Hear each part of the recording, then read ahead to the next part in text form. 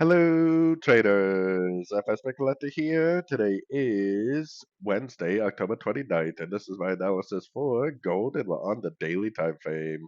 So gold had this big giant push down, which I believe is a wave A, and I think the wave A may finally be over. I think it made three waves of A on shorter time frames, which I think is going to lead to another three waves up for a wave B. So I think we're going to have a three waves down, three waves up, and then either five waves down for a C or potentially three waves down for a C. Just keep in mind that this is the daily time frame, and a wave B and a wave C on the daily is going to take a very long time to play out.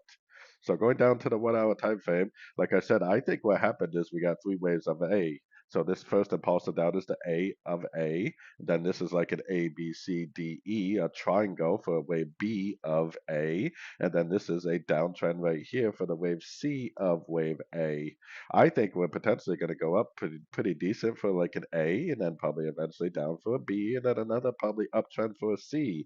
I think this is going to be another three-way pattern for another ABC of B, like I was explaining on the daily time frame.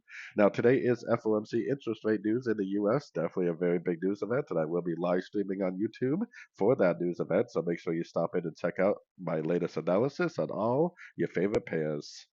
So anyways, don't forget to check out my website linked over here in the corner. And as always, thank you for watching and happy trading.